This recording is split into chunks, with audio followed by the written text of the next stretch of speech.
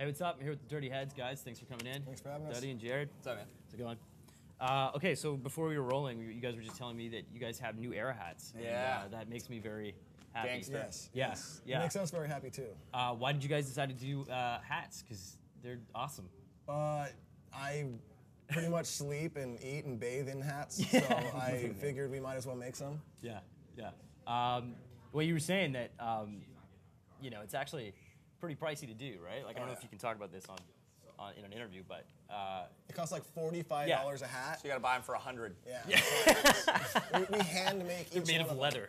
Yes. Nah, that's all merch company stuff. Yeah. We have them. They're cool. I mean, you can do trucker hats and all that stuff, but we just thought New Era hats are, you know, a little bit more sick, so They're we got awesome. them out there. Yeah. Plus, They have the stickers on them?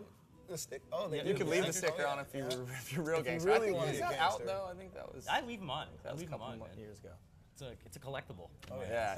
Leave the tag on. So you guys, obviously the album's been out for, I guess, well, 2008, the original release, and then there was the reissue. But, you know, are you guys getting sick of playing the songs yet? Or is it still a blessing?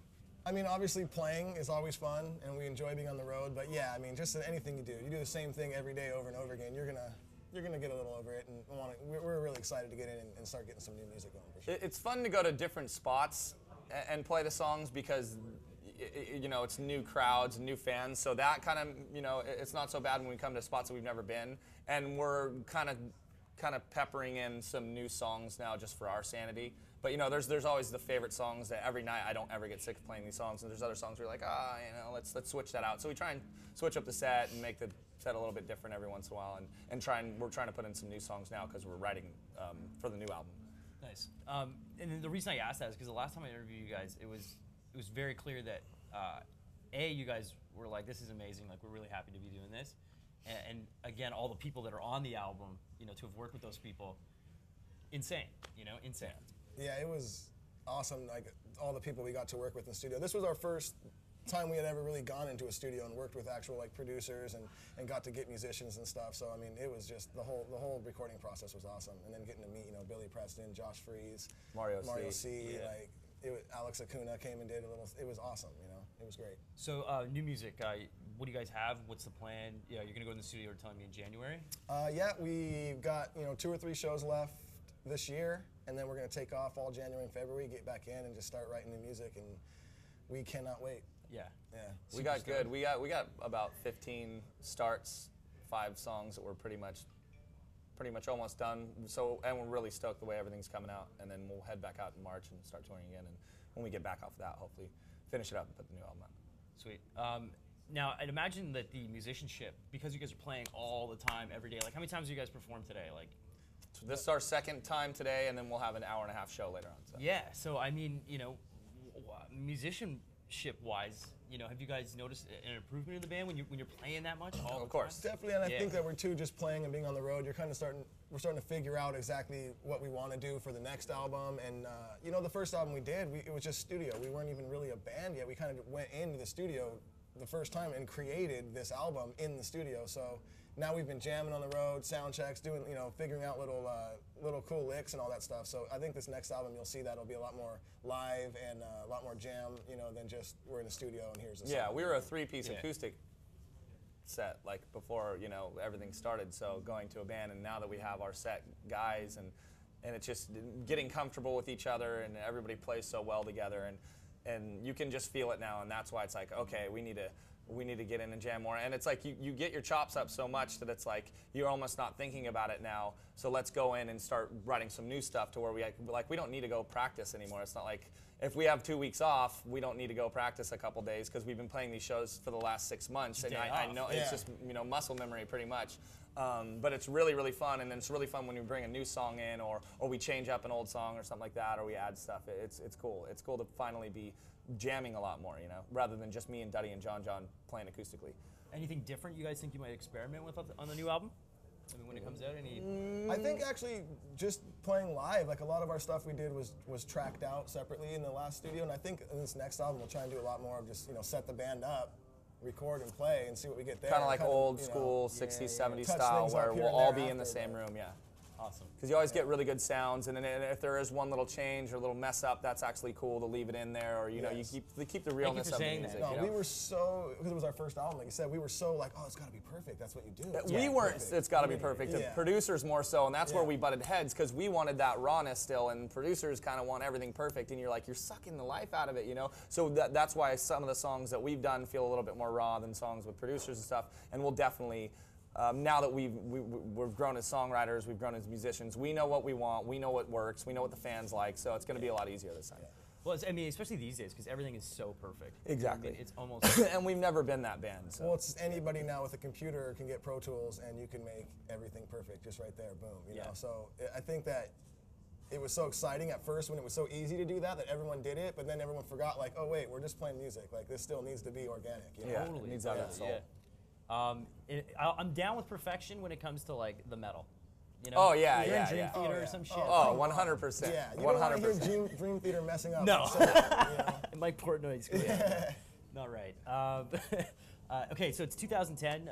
It's wrapping up, and the last time we spoke, it was also very clear that you guys are fans of all kinds of music. Yeah. So I wanted to ask you guys, what were some of your favorite records that came out in 2010?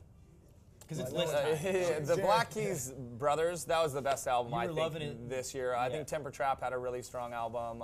We've been playing with all these bands that have been on the radio at all these radio shows and became buddies with a lot of them. And Cage the Elephant had a crushing album. But Brothers really was my top one this year. I would say that was probably the album most listened to by everyone in the band. Yeah. Yeah, For sure. for sure. Yeah, it's a good one. I wanted to mention Deftones Diamond Eyes. Anybody? Yeah, you no, were all actually that was that was a little earlier. That was the CD through a phase that was the on CD that. that we couldn't take out, and then it moved on to the Brothers, and I think there might have been one other CD before that. There but- was. It was actually we went pretty hard into a Chevelle CD too for a while. Oh, yeah. Yeah, and then we got it, like we've been in dubstep for a really long time, so there was a good 3-month tour where we would only listen to dubstep before and after the shows, and it was just a ton of different guys like Kraga and Lil Casper. Wayne's new and- album is good. The I'm Not a Human. Yeah. There's a bunch of rad songs on that. Have you guys heard the new Kanye? I I've heard a haven't. few. I haven't. Heard a few. I've heard like 2 songs that have been out, but I haven't actually listened to the whole album. It's not bad, man. I wanted to hate it just because, you know, it's Kanye. And, Yeah. But it's pretty damn good. Yeah, no, it's just. I actually quoted you in an interview with Deftones. I asked Chino about the vocals on that record, and I was like, dude, you're doing some Velociraptor type shit, because that's what you said, and I was like, that's yeah, totally I saw them right. live, and it was like these killer, like inward Velociraptor screams, and I was live, and then their sound guy would just turn on the effects. I was like, oh, this is so amazing, you know. What did he say? He was just like, yeah, man, you know, very chill. That's what I do, like, yeah. Typical Chino, mysterious. Very, very, innocent. very cool live show. Yeah. Yeah, they're awesome. Christmas. I wanted to ask you guys if you're gonna be at home for Christmas. We are. Yes. How's that? It's gotta be. Are you looking forward to that? I'd imagine like it's. I am. You know, we miss a lot of holidays. You know, so last year I think we got home like the night before Christmas. We got home like late at night on Christmas funny. Eve from touring. The night before Christmas, the Dirty Heads arrived. All through the house. The Dirty Head was stirring. Yeah, so I mean, we're gonna be home, you know, and have the whole week off at Christmas, and it's good to see the family and spend time with them. And you know, this has definitely been the busiest year of our career, so it's. They gotta it's be gonna proud of a you nice guys, break. man. Yeah, it's a trip.